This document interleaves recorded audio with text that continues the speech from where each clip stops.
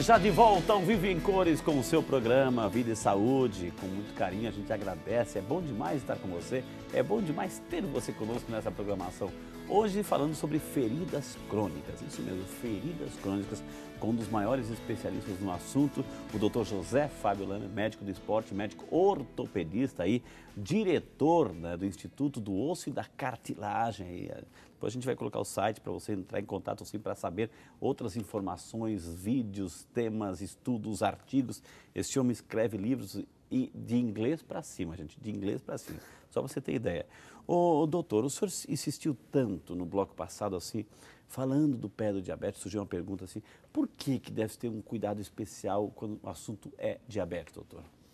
Então, o diabético, ele é susceptível a uma série de complicações, né? É muito importante deixar claro que a maioria dessas complicações, elas começam a se agravar por um mau controle da doença. É uma doença que existem hoje endocrinologistas que são até especializados em diabetes. Existem clínicas específicas de diabetes. E os médicos, existem vários tipos de recurso, vários tipos de insulina, vários tipos de medicação para ajudar no controle. O diabetes, ele, na verdade, começa com uma resistência ao hormônio da insulina, né, que é produzido pelo pâncreas, com uma doença que chama síndrome metabólica. E essa resistência à insulina, ela cria uma situação que muitas vezes é relacionada a uma síndrome que chama síndrome metabólica. E essa síndrome metabólica, essa resistência à insulina, ela inflama mais o paciente é mais inflamado. E esse controle da glicose, o controle dessa resistência à insulina, o controle do diabetes, quando é muito bem feito, o paciente sofre muito menos. Então, muitos dos problemas da doença, elas têm muita relação com o mau controle da doença, com ingestão, alimentação errada, o paciente come muito carboidrato, come muito, uma ingestão alta de carboidrato, açúcar. A gente fala só em açúcar, a gente esquece de dizer que fruta tem muito açúcar, né?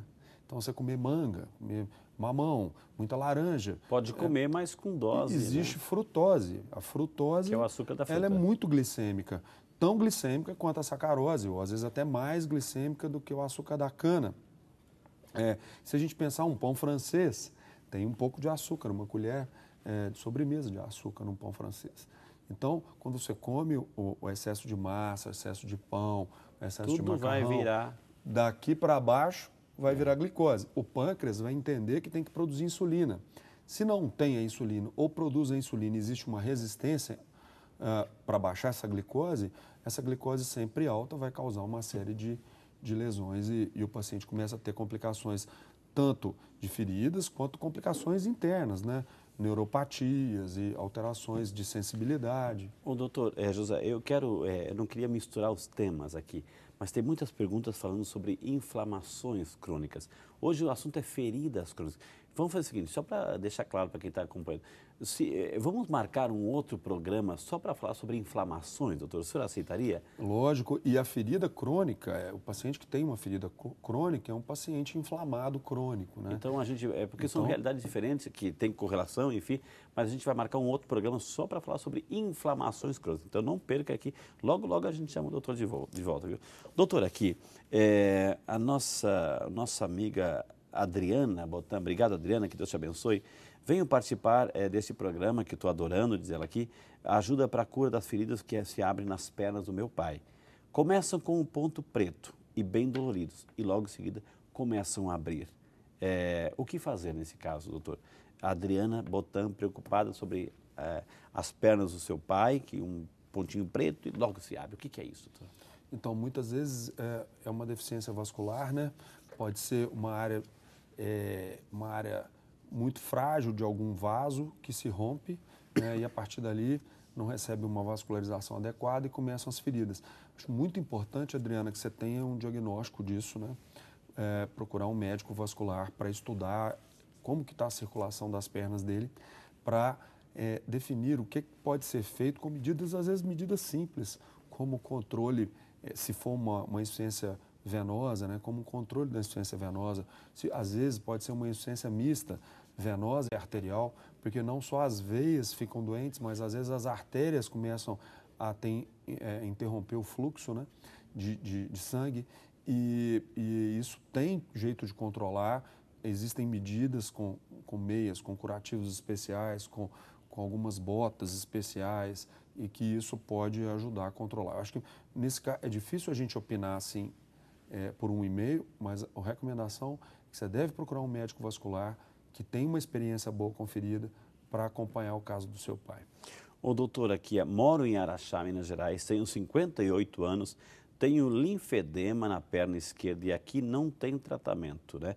O que poderia ser feito? É a Maria Sônia, lá de Araxá, participando, tem esse linfedema nas pernas, na perna esquerda, e não, lá na cidade não tem tratamento. O que fazer? Onde procurar ajuda?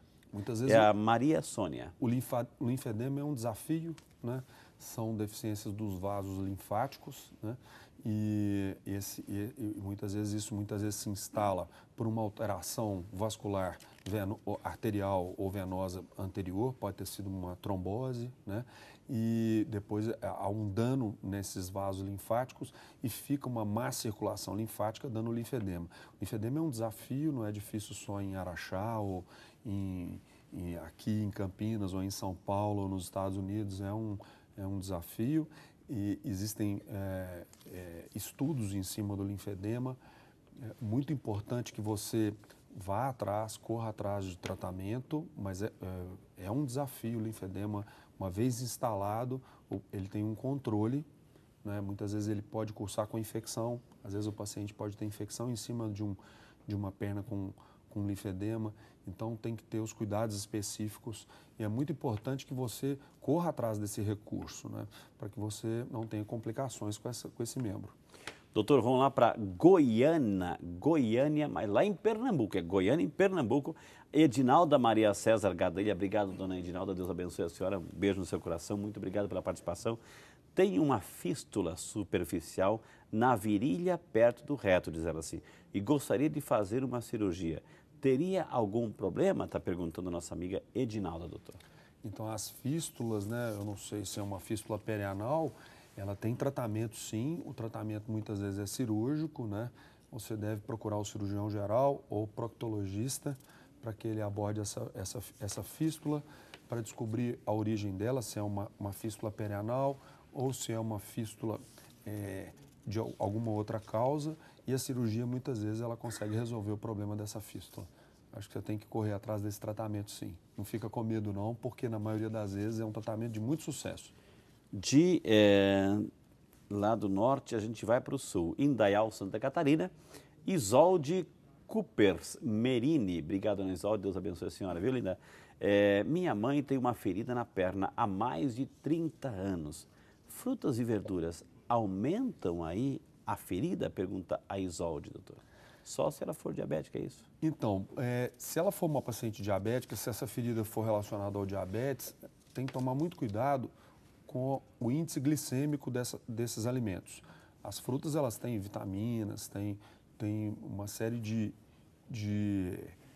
substâncias importantes para a saúde, mas elas também carregam uma carga alta de um teor glicêmico por causa da frutose. A frutose é o açúcar da fruta. Então, a fruta, tem gente que fala assim, eu tenho diabetes, mas eu chupo 3 laranjas de manhã, 3 na hora do almoço, 3 à noite, como uma manga, então come a fruta como se a fruta fosse inocente. E, na verdade, não é. Existem frutas menos glicêmicas, né?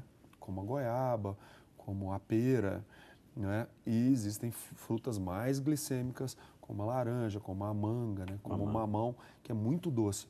E, às vezes, isso pode predispor à infecção. Lembrar que sempre o açúcar, né? Tudo que aumenta muito a glicemia, que aumenta muito a descarga de insulina pelo pâncreas, causa um maior processo inflamatório. Então, menos açúcar, menos inflamação. Olha que interessante. Olá, Frei, parabéns pelo programa. Meu irmão está com feridas secas na pele que formam cascas e coçam. Coçam muito. Lembra pseurisma, diz ele. Psoríase. Psoríase, mas achamos que não é. O que devemos fazer? É o Adelson Bartelli, obrigado Adelson, preocupado aí com as feridas do seu irmão, que já são secas na pele, formam cascas e coçam muito. Então, a psoríase é um problema autoimune, né? Uma doença que pode também causar uma artrite, uma artrite psoriática, é uma doença sistêmica e essas cascas que coçam pode ser realmente uma psoríase. É muito importante procurar um dermatologista, que é um médico mais capacitado para fazer o controle dessa psoríase, ver a origem disso, se é uma origem imunológica, se é uma origem infecciosa, fazer o diagnóstico correto, fazer os exames de sangue corretos, né? Dosar as deficiências hormonais, as deficiências de vitaminas, como hipovitaminose D, que tem muita relação com doença autoimune, e fazer essa correção, né? Normalmente a psoríase, ela deve ser conduzida por um dermatologista. E a coceira, ela vai dando a coceira, o paciente usa a unha, infecta a ferida fica mais difícil de cicatrizar, né? Então, Às vezes coloca depois a mão na boca, leva a bactéria. Exatamente. Então é importante procurar o dermatologista, que é o médico mais capaz de controlar isso. Doutor, você tem mão na boca, e crianças também, como os pais podem ajudar a criança que aparece com feridas, enfim, até vezes situações assim, epidêmicas, sei lá, catapora, enfim, como ajudar nesses casos assim, de controlar essa tendência que a criança tem de colocar a uninha, a mãozinha e E etc. colocar na boca, né? Existem casos de passar uma faixinha na mão mesmo para tirar o efeito da unha, né? E controlar o médico. Cortar a unha bem curtinha. Né? Curtinha, fazer a limpeza da mão e controlar, o médico controlar o prurido, né? Com antihistamínicos, né? Que é a coceira. Então tem como usar medicamento para diminuir a coceira, né? Claro. E não ter esse efeito de contaminação. Doutora Aparecida de Jesus Leitão, de Campinas, obrigado, dona Aparecida, Deus abençoe, obrigado por estar conosco aqui no Vídeo de Saúde. Meu sobrinho, após um acidente de carro que ocorreu há 7 anos, ele vai precisar amputar a perna devido a uma ferida que deu início à trombose. Qual é o risco que ele tem com esse início de trombose? Pergunta a nossa amiga Aparecida, doutor. Então, às vezes, dona Aparecida, a ferida é tão importante que o médico não consegue resolver o problema, a equipe médica... É tão séria, é tão séria, Tão né? séria, e o médico, às vezes, ele sugere amputação porque, às vezes, o paciente vive melhor sem aquela perna e ele consegue colocar algumas próteses que a pessoa anda melhor, fica sem dor, não tem aquele efeito inflamatório crônico, aquela infecção crônica na perna, e é um recurso final que é a amputação.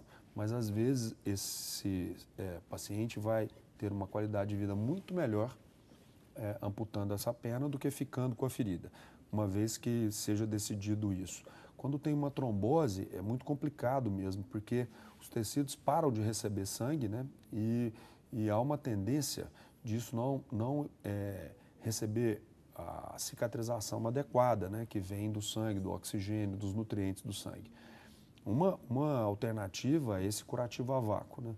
Que tem salvado muitos casos que a gente tem visto. Evitado essas amputações. Casos que não tinha mais recurso e que a gente tem conseguido reverter a situação indicando a técnica de curativo a vácuo.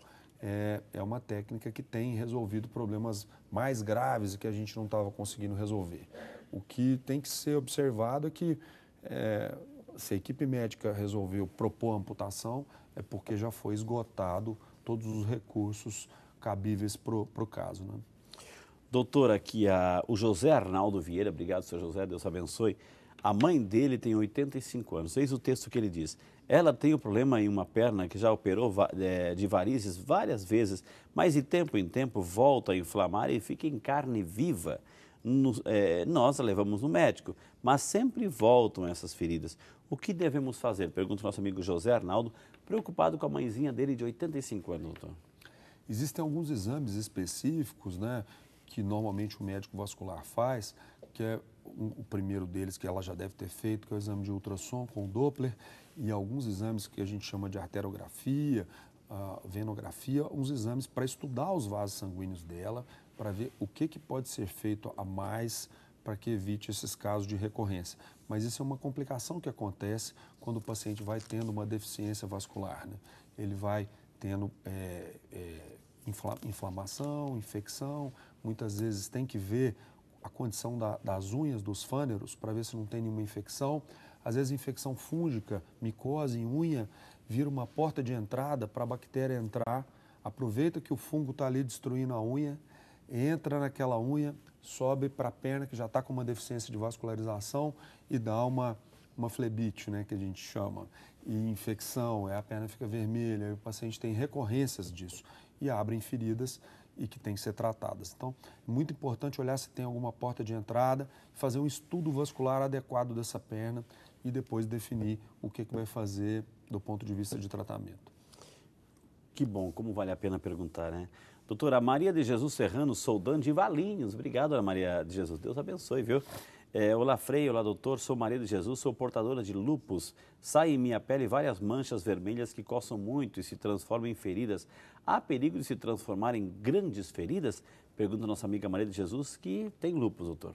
Então, o lúpus é uma doença autoimune que precisa de ser controlada para que essas feridas não fiquem, essas manchas não fiquem aparecendo, saindo constantemente e causando essa situação. Muito importante é controlar a doença, né? A doença autoimune. É uma doença que o seu sistema imunológico está trabalhando para que ela aconteça. Então, tem que modular, a palavra é modulação, é controlar os impulsos do sistema autoimune, para que essas feridas, essas manchas vermelhas não fiquem aparecendo e incomodando a senhora. Então, controle com um médico, reumatologista, um bom clínico, que vai ajudar a acompanhar essa ferida, essa doença do lúpus e as complicações que ela acontece, né? É muito importante estar sempre indo no médico reumatologista, estar sempre fazendo controle. Não é um médico que você vai a cada 2, 3 anos, é um médico para você fazer controle, às vezes mensal, às vezes a cada 3 meses. E esse controle quem vai definir é o seu médico, ele que vai definir qual a necessidade de você voltar no controle. Doutor, antes de chamar um intervalo rapidinho aqui, o nosso amigo Rui Campos mandou um abraço aos 2 doutores. Olha que maravilha, né? Existe alguma interferência no diabetes com a aplicação do ácido hialurônico e PRP? Qual a melhor aplicação do ácido e do PRP? Existe algum estudo comprovado? Pergunta o nosso amigo Rui Campos, aí, doutor. Antes de chamar o intervalo, a sua resposta. O Rui deve estar falando de artrose, né? Porque o ácido hialurônico é usado para artrose. A maioria dos estudos hoje, o PRP é uma técnica muito nova, o ácido hialurônico já é uma técnica que já tem uma consolidação, já tem alguns anos que na frente do PRP, e existem alguns estudos mostrando que a associação do PRP com o ácido hialurônico no controle da artrose promove um resultado mais rápido e também duradouro. O ácido hialurônico sozinho tem o poder de melhorar a dor e controlar a dor por um período de 6 meses, mais ou menos, até 1 ano. Existem diferentes tipos de ácido hialurônico, os ácidos hialurônicos não são iguais, existem ácidos hialurônicos que são originados de animal, de fermentação bacteriana, existe um grau de pureza entre eles, o peso molecular é diferente, que é a capacidade de promover uma lubrificação na articulação, e o PRP é uma técnica diferente do ácido hialurônico, que você usa a célula do próprio paciente para estimular a lubrificação. Então, alguns estudos são positivos de associar o ácido hialurônico com o PRP no tratamento da artrose. Que maravilha, gente. Quantas informações, vou chamar rapidinho o intervalo. Na sequência temos muita pergunta, inclusive sobre erisipela. Tem cura, tem tratamento? Quer saber isso e muito mais? Então não sai daí. Vida e Saúde é seu, volta já só para você.